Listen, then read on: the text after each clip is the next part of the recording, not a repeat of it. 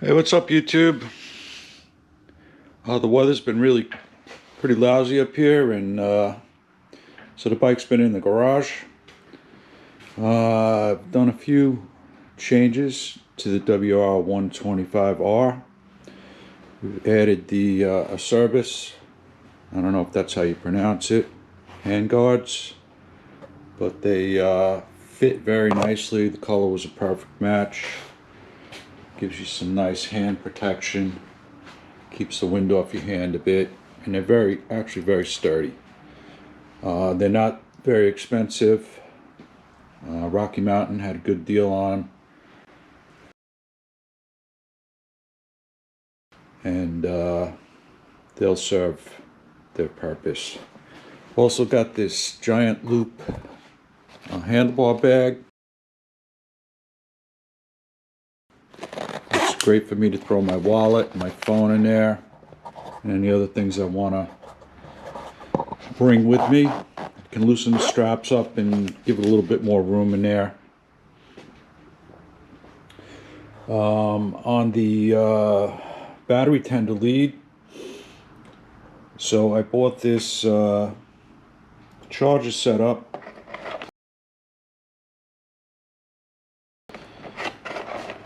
on Amazon, and it has both the USB, I believe it's A, and the new USB-C plugs on it. Shows you your battery voltage, and it also has the SAE connector, so I can just connect my battery tender up to it when I need to. And I've stored this in the little toolbox that Yamaha gives us. The other item I did was install the helmet lock. This is a inexpensive old school helmet lock I picked up on Amazon. I did remove the passenger foot pegs and brackets. That's a 2-pound weight savings right there for you. The helmet lock just sits right in there. I did have to make a bracket up to hold it, and found some hardware in the bin to mount it up. So that worked out nice. The last item, which I just completed, was replacing the turn signals. So I found some on Amazon again.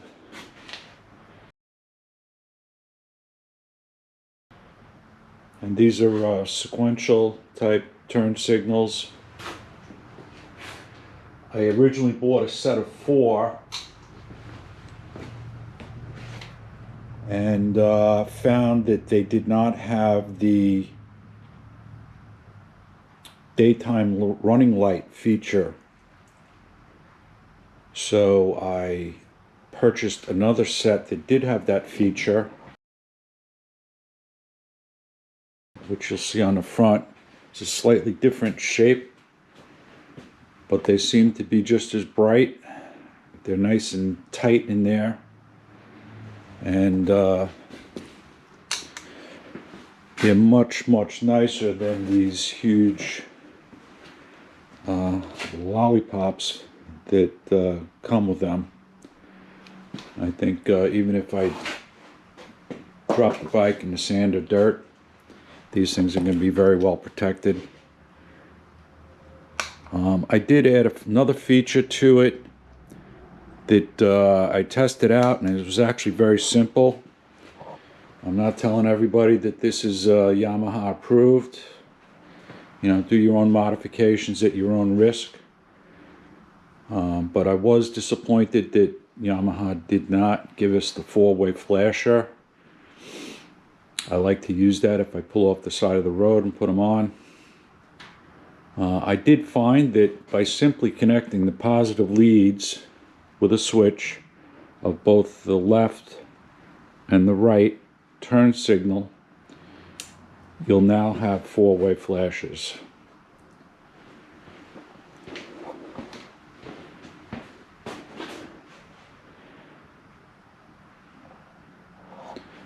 You can see them flashing here. It even flashes up on the dashboard.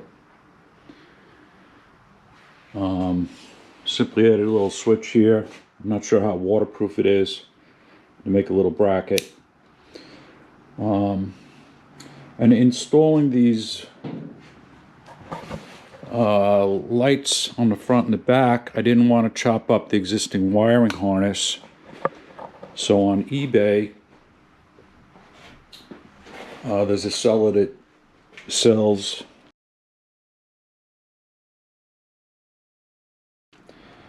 these turn signal wiring connectors. So I was able to wire directly to the LED lights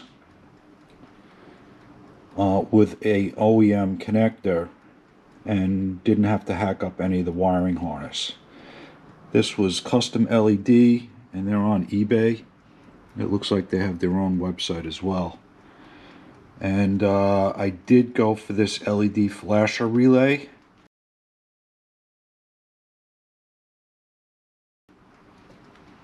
I think it was about $26 from Custom LED. But I didn't want to have to play with resistors and add extra wiring. So that flasher relay is located right here. I simply removed the old one, plugged the new one in, and it worked out great. So the turn signals don't flash at a excessive rate, kind of a normal flash rate, and even when I have the four ways on, it's still